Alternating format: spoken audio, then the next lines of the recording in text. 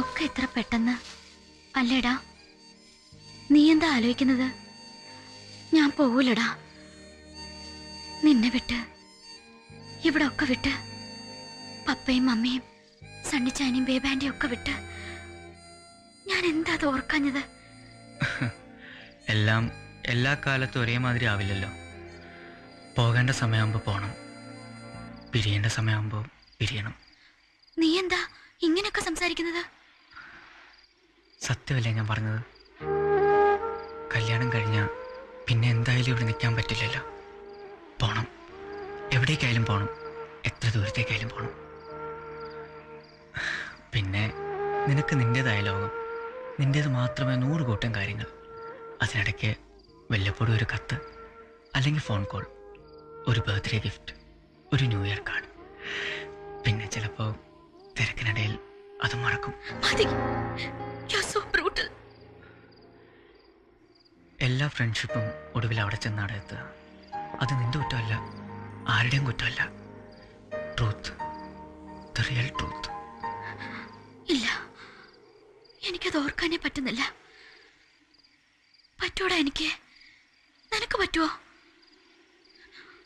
അന്ന് യൂണിവേഴ്സിന് പോയപ്പോ ആ ഒരാഴ്ച എന്ത് വീർപ്പുമുട്ടലായിരുന്നു ഇല്ലേ?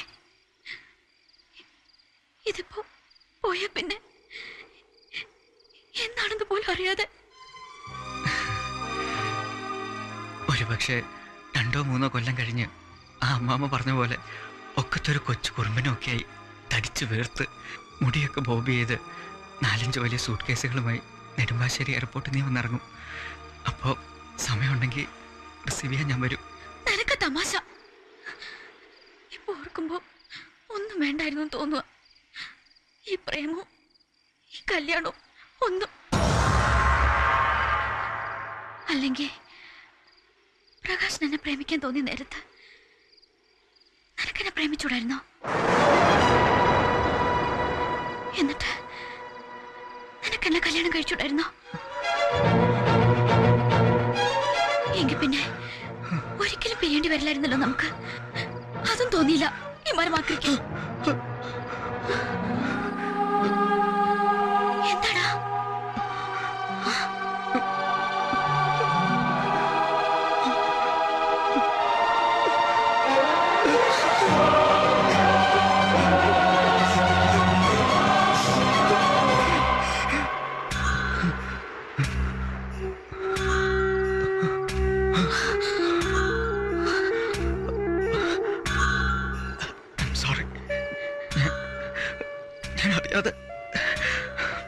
സോറി.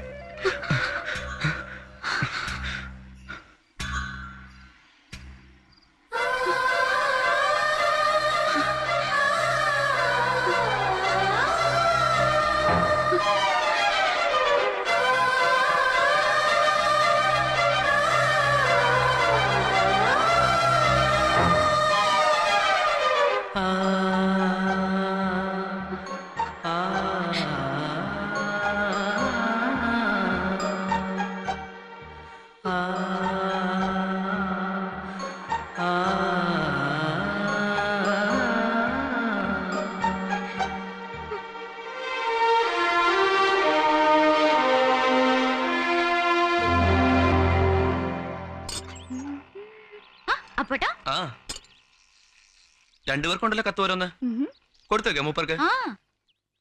ഭാഷയുടെ കത്താ രണ്ടുപേർക്കുണ്ട്. ഡൽഹിന്നാവും. നിനക്ക് പിന്നെ പ്രേമലേഖനാണെന്ന് വിചാരിക്കാം. എനിക്കെന്തോന്ന് അവൾ എഴുതാൻ? No exchange. എന്റെ കത്ത് നീ വായിക്കുന്നു, നിന്റെ കത്ത് ഞാനും.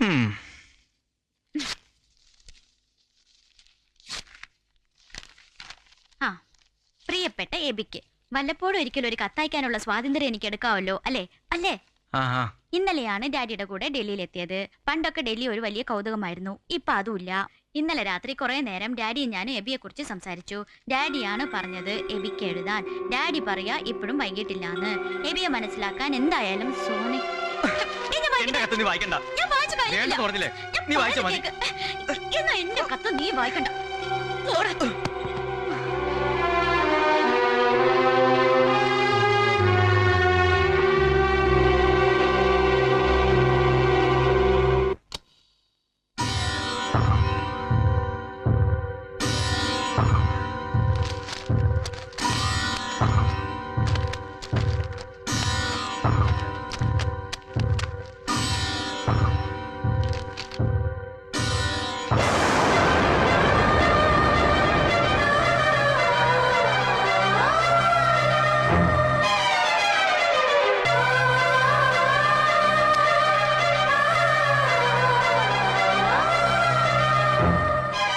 ഇന്നലെ രാത്രി കുറെ നേരം ഡാഡിയും ഞാനും എബിയെക്കുറിച്ച് സംസാരിച്ചു.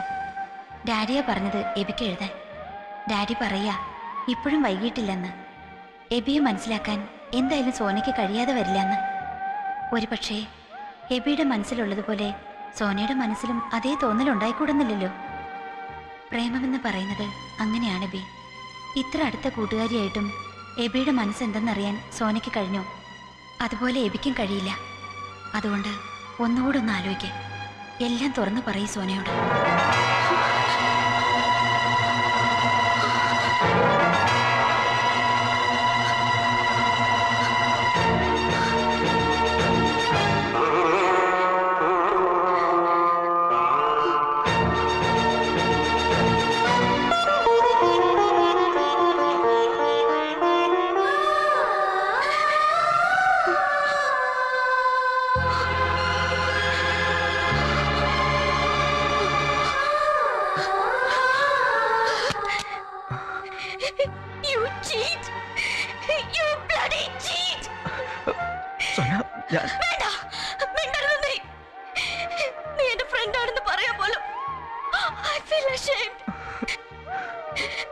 പരസ്പരം ഒന്നും മറച്ചു വെക്കാറില്ലെന്ന് നീ പഠിച്ചിട്ട് ഇത്രയും വലിയൊരു ചതി നിനക്ക് എങ്ങനെ അതിന് കഴിഞ്ഞു? എങ്ങനെ കഴിഞ്ഞൂടാ? ഒരു സൂചന എപ്പോഴെങ്കിലും തന്നിരുന്നെങ്കിൽ ഞാനിങ്ങനെ വിട്ടുവേഷം കേട്ടുമായിരുന്നു. ഒരു വാക്ക് എന്തെങ്കിലും പറഞ്ഞിരുന്നെങ്കിൽ ഇതൊക്കെ സംഭവിക്കുമായിരുന്നോ? പ്രകാശിനോട് എന്താ മറുപടി പറയണ്ടെന്ന് 1000 വട്ടം ചോദിച്ചില്ല ഞാൻ. അപ്പൊ പറഞ്ഞൂടായിരുന്നോ നിനക്ക്? പക്ഷേ ഡാഡിയെ കാണാൻ പോകാഞ്ഞതിന് അന്ന് എന്തുമാത്രം ഞാൻ നിന്നെ ശകാരിച്ചു. അപ്പോഴെങ്കിലും പറഞ്ഞൂടായിരുന്നോ നിനക്ക്? എല്ലാം ഉള്ളിലൊതുക്കി വെച്ച് നടന്നില്ലേ നീ? ആർക്ക് വേണ്ടി? എന്തിനു വേണ്ടി? നിന്നെ കാണും വലുതാണ് എനിക്ക് പ്രകാശിന്റെ സ്നേഹം. നിന്നെ സങ്കടപ്പെടുത്തിട്ട് എനിക്ക് ഒന്നും വേണ്ട. ആരും എന്നെ സ്നേഹിക്കണ്ട. ആരും എന്നെ വിവാഹം കഴിക്കണ്ട.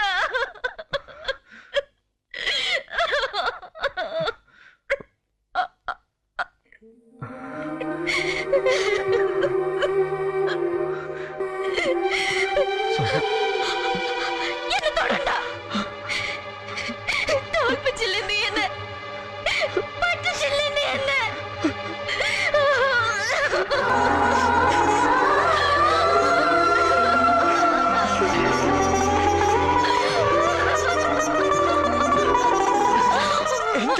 എന്താ നിനക്ക്? എനിക്കറിയില്ല. എനിക്കൊന്നും അറിയില്ല. പറ, ഞാനിനി എന്താ ചെയ്യേണ്ടത്? പറയടാ, പറഞ്ഞു താടാ. എന്താ ചെയ്യേണ്ടത് ഞാനിനി?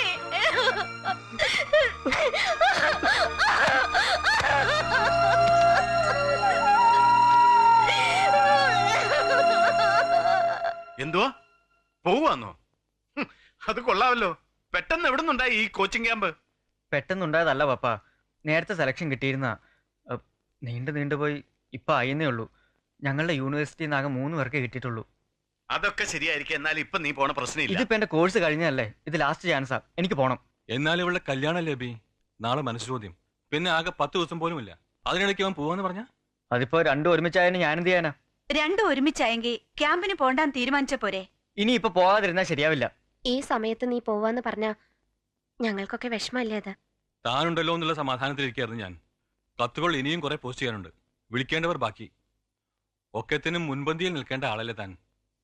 അല്ലെങ്കിൽ തന്നെ ഒരു കുടുംബം പോലെ കഴിഞ്ഞിട്ട് ആ സമയത്ത് ഇവനില്ലെന്ന് പറഞ്ഞാൽ ആൾക്കാരെന്താ കരുതുക? ഞാനില്ലെങ്കിലും കല്യാണം നടക്കാതിരിക്കില്ലല്ലോ. നീ എന്താ ഇങ്ങനെ റഫായി സംസാരിക്കുന്നേ? പോണ്ടാന്ന് പറഞ്ഞ പോണ്ട. ഇനിയിപ്പോ നിങ്ങളൊക്കെ എതിർത്താലും എനിക്ക് പോകാണ്ട് പറ്റില്ല. ഇവളെന്താ കുന്തം മെഴുകുന്ന പോലെ നിൽക്കുന്നേ? ഇവള് പറയട്ടെ. കുഞ്ഞുനാൾ മുതൽ എല്ലാ കാര്യത്തിനും ഒപ്പം ഉണ്ടായിട്ട് ഇവളുടെ ലൈഫിൽ ഏറ്റവും ഇമ്പോർട്ടന്റ് ആയിട്ട് ഒരു ഈവന്റ് വന്നപ്പം ഇവൻ വേണോ വേണ്ടിയോന്ന് ഇവള് തന്നെ പറയട്ടെ. പോയിക്കോട്ടെ സണിച്ചായ. അവന് പോണെന്നാണെങ്കിൽ പോയിക്കോട്ടെ.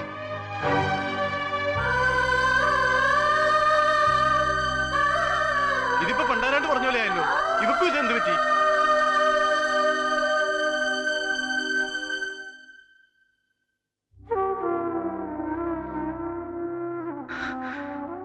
പോകണം സോന, പോകുന്നതാ ഇപ്പൊ നല്ലത്.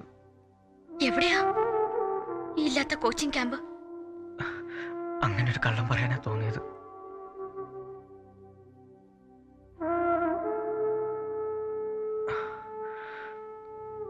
നിന്റെ കല്യാണം കഴിഞ്ഞു നീ പോകുന്നവരെ ഞാൻ എങ്ങോട്ടെങ്കിലും മാറിയിരിക്കണം. മാറി നിന്നേ പറ്റൂ. അതെവിടെയായാലും തോന്നുമ്പോൾ പെട്ടെന്ന് വരാൻ പറ്റാത്തൊരു ദൂരത്ത്. ഫൈനൽ ബികോമിനുണ്ടായിരുന്ന അനൂപ് ഇപ്പോൾ ദാവങ്കരിയില, ഏട്ടൻ്റെ അടുത്ത്. അഡ്രസ് ഉണ്ട് കയ്യില്. ഒളിച്ചോട്ടം അല്ലേ?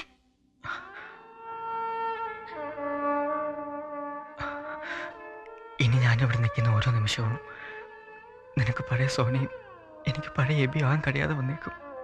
അത് വേണ്ട.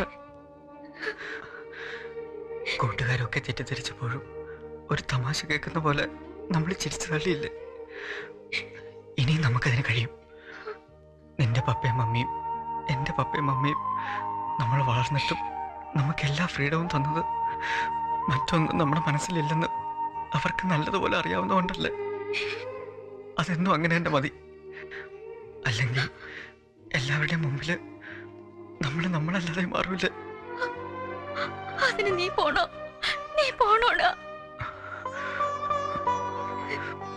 നിന്നെ ഞാൻ യാത്രയാക്കുന്നതിലും എനിക്കിഷ്ടം നീ എന്നെ യാത്രയാക്കുന്ന. അതിനെ നീ സമ്മതിക്കണം സോന. നാളെ പള്ളിയിലെ മത്സരം കഴിഞ്ഞാൽ പിന്നെ ഞാൻ പോകും. അന്ന് ഞാൻ നിന്നെ ബാംഗ്ലൂർക്ക് യാത്ര അയച്ച പോലെ നാളെ നീയും എന്നെ യാത്രയാക്കണം. വേണ്ട, ഒന്നും പറയരുത്. കുട്ടിക്കാലം മുതൽ പറഞ്ഞു കൂട്ടിയതും ചെയ്തു കൂട്ടിയതുമായ ഒരുപാട് കാര്യങ്ങളില്ലേ നമുക്ക് ഈ ജന്മം മുഴുവൻ ഓർക്കാൻ. ഇനി നമുക്ക് അത് മതിയടാ.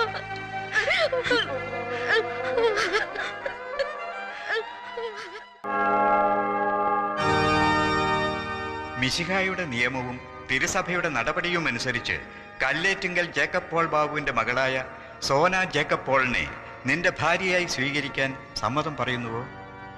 സമ്മതമാണ്.